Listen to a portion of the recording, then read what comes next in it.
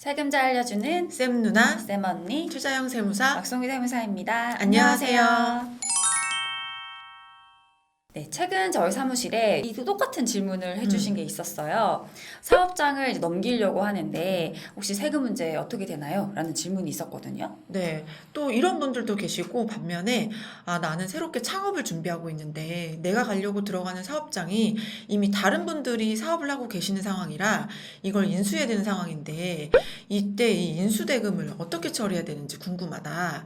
이런 분들도 계셨죠? 네, 이렇게 새롭게 사업을 시작하거나 또 넘겨주는 때에는 항상 뭐 시설비도 있지만 네. 추가적으로 지급하는 뭐 영업권이나 권리금도 있는데요. 이런 금액들이 작지 않잖아요. 네, 엄청 큰 금액이고 뭐 넘겨주시는 분들 입장에서는 이 돈 받았으니 뭔가 해야 될 것 같은데 나한테 반드시 해야 되는 게 뭐지? 이런 것도 궁금하실 거고요.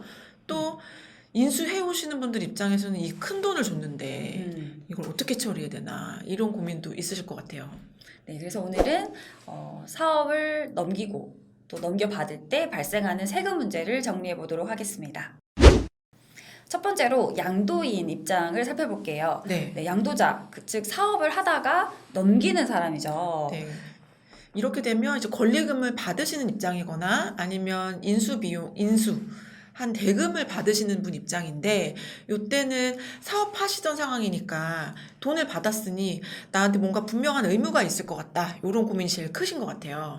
어떤 의무들이 있을까요? 네, 우선 첫 번째로는 이 운영하던 사업장에서 어떠한 것들을 넘기게 될 거잖아요. 네. 이 시점에 가지고 있던 뭐 시설비라든지 뭐 기계라든지 뭐 시설 장치들을 이 상태에서 넘기는 게 있겠죠. 네, 이렇게 사업에 운영하던 시설이나 이런 것들을 넘기면서 돈을 받으시는 거기 때문에 이때는 우리 사업이 일반가세라면 당연히 동일하게 일반가세로서 부가세가 발생하고 세금계산서도 발급하셔야 합니다. 네, 결국 가지고 있던 사왔던 기계나 이 장치를 넘기는 거니까 네. 사실 사업자가 파는 건 거잖아요. 그렇죠. 그렇기 때문에 요거에 대해서는 세금계산서 발행 의무가 있습니다.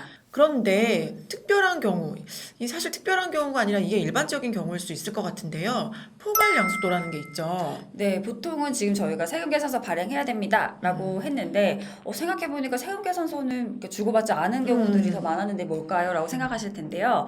포괄양수도를 하는 경우에는 세금계산서를 발행하지 않으셔도 되는 거죠. 네, 부가가치세법상 인적설비, 물적설비를 모두 인수를 하게 되는 경우, 이런 경우는 포괄양수도로 보아서 이때는 부가세 과세 대상도 아니고 세금계산서 발급 의무도 없습니다. 오히려 발급하시지 않는 게 맞습니다.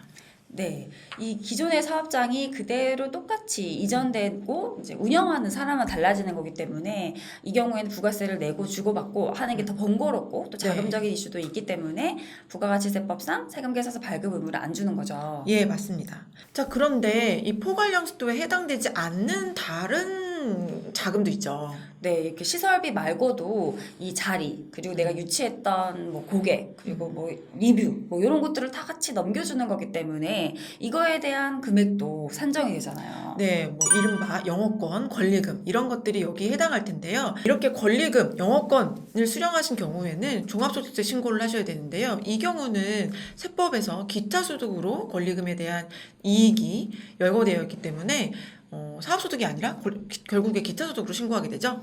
네, 기타 소득은 열거되어 있는 경우에만 이제 세금 과세 대상이 되는데요. 이 기타 소득 중에 영업권, 권리금이라는 게 명시되어 있고 해당 소득을 받게 되면 수입 신고 의무가 있는 거죠. 네. 언제 하게 될까요? 5월 달에 저희 종합소득세 신고하실 때 이 사업주분의 기타 소득으로 신고하시게 되는데 이 권리금에 대한 기타 소득은 좀 좋은 게 있어요.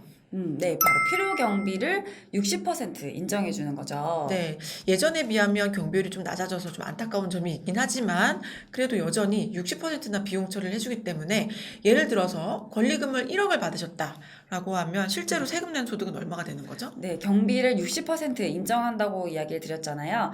60%인 6천만 원은 이제 빼주는 거죠. 비용으로. 네. 네, 그거에 대한 뭐 대가를 인정해 주는 거죠. 일종의. 그럼 1억에서 60%를 뺀 6천만 원을 뺀 4천만 원이 과세 대상 소득이 되고요. 네, 만약에 거래 상대방이 원천 징수한 기납부세액이 있다면 요거는 세금 내실 때 낸 세금으로 빼고 신고하고 납부하시면 됩니다. 자, 이제 저희가 양도인, 권리금 받으시는 분, 권리를 넘겨주시는 분의 입장까지 정리를 해봤고요. 다음에는 새로 창업하시는, 인수하시는 양수인 입장을 또 설명을 해보면 좋을 것 같아요. 네, 양수인은 조금 더 이걸 잘 챙기는 게 좋을 것 같아요. 네, 맞아요. 지급한 돈들이 결국 우리 사업장에 잘 잡혀 있어야 세금적으로 이제 유리하니까 네. 네, 준 돈에 대한 이제 증빙을 잘 챙겨야 되는 거죠. 네. 근데 양수인은 첫 번째로 이제 권리금을 줄 때 음. 그럼 어떻게 해야 되나요? 권리금을 줬으니 이 준 돈, 사업하시는 분이 돈을 썼다는 거는 비용이거나 아니면 자산이 되어야 되잖아요. 근데 권리금은 큰 돈이기 때문에 이런 것들은 바로 비용 처리하지 않고 자산을 쌓아야 돼요. 근데 자산의 경우에는 증빙이 필요하겠죠. 뭘 어떻게 증빙을 갖출 수 있을까요? 돈을 내가 1억을 줬는데 1억 준 증빙, 통장이 출금증만 있으면 되는 것인가? 아, 그건 아니죠. 네, 세금 계산서가 없다면 이제 다음으로는 이제 지급명세서, 원천징수를 해야 되는 거죠. 네. 네, 원천징수는 지급하는 사람, 돈을 주는 사람에게 의무가 있는데요. 우리가 돈을 기타 소득 권리금을 주면서 그 돈에 대해서 누군가에게 얼마를 줬다라는 신고를 해야 됩니다. 네. 그렇기 때문에 계약서 작성하실 때 이 권리금이 얼마다, 얼마를 주고받기로 했다 계약서 작성하실 때 거기 안에 인적사항이 잘 들어와야 되고 그걸 바탕으로 해서 원천징수 영수증을 만드시고 세무서 납부까지 하셔야 되는데 기한이 있어요.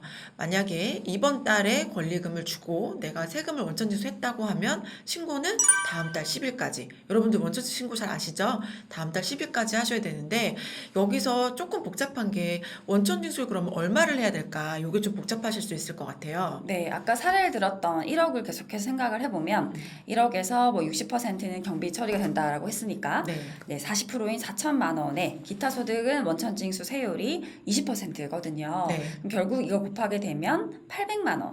8.8%라고 이야기하는 게 이 이유인데요. 네. 880만 원의 세금이 발생해요. 네. 뭐 원래는 소득세만 따지면 이제 8%가 될 텐데 지방세가 있으니까 8.8% 이렇게 되는 거죠. 네, 그러면 그 세금을 공제하고 지급을 해야 됩니다. 아, 그러면 권리금은 1억이지만 실제로 지급할 때는 880만 원 뺀 9,120만 원 요거를 전달을 하셔야 되는 거네요. 네, 맞습니다. 정말 중요한 얘기인 것 같아요. 네, 그렇게 빼고 지급을 하고 세금 신고를 하고 이게 네. 중요하다라는 점을 기억하셔야 될 것 같아요. 네네. 자, 이렇게 원천징수가 끝나고 나면 그러면 그 돈은 어떤 효과가 있길래 우리가 이렇게 어렵게 원천징수까지 해야 되는지 그거를 또 얘기해야 될 것 같아요. 네, 이러한 영업권, 저희가 뭐 기계나 시설비를 인수한 거는 눈에 보이는 자산이잖아요. 그런 것들은 유형 자산으로 잡힐 텐데 이렇게 권리금을 준 거는 그럼 자산인가요, 뭔가요? 유형자산은 아니지만 무형자산이라고 해서 똑같이 자산처럼 생각하게 됩니다. 네, 그렇게 무형자산으로 잡힌 거는 이제 5년간 감가상각을 하게 되고요. 그리고 앞에서 우리가 880만 원 원천징수한 거를 다음 달 납부를 했잖아요. 네. 그러고 나서 끝나는 게 아니죠. 네, 맞습니다. 원천세 신고할 때는 이 사람이 누군지까지는 신고하지 않게 되어 있거든요.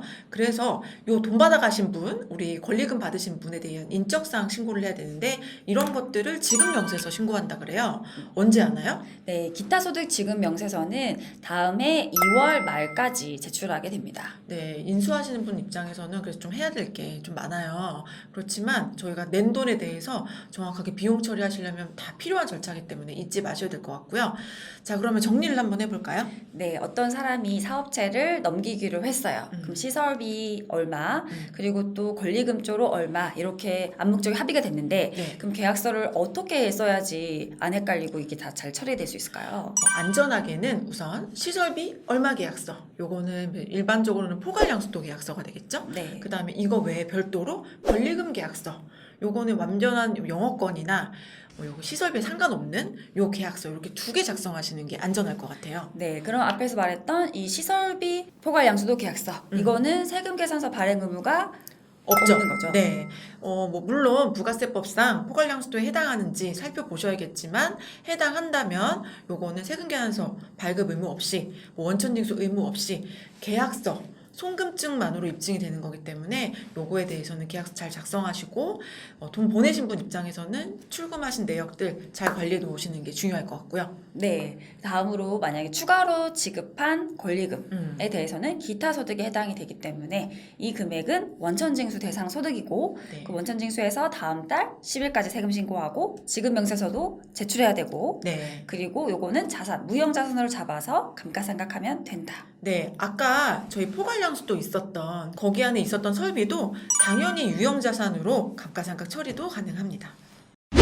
그럼 정리가 된 것 같네요. 네, 좀 복잡한 것 같지만 이게 은근히 뭐 하던 대로 뭐 아무것도 안 해도 된다던데 뭐 나 옛날에 이런 거 안 했는데 뭐 이렇게 꼼꼼하게 해야 돼 하시겠지만 요즘 권리금이 한두 푼이 아니잖아요. 네, 그리고 양도하는 넘기는 사람 입장에서도 세금 정리가 잘 되어야지 네. 유리한 거거든요. 네, 맞습니다. 네, 그냥 하던 대로 한다고 해서 뭐 그럴 의도가 없었는데 어쩌다 보니 탈세를 했다든지 소득세 신고 누락을 했다든지 이렇게 되면 안 되잖아요. 네, 그러니까 넘겨주시는 분이나 넘겨받으시는 분이나 각각의 입장에서 잘 챙기셔서 하시는 게 중요할 것 같네요. 네, 그럼 오늘 영상은 여기까지 하겠습니다. 지금까지 세금잘 알려주는 쌤 누나, 쌤 언니였습니다. 안녕.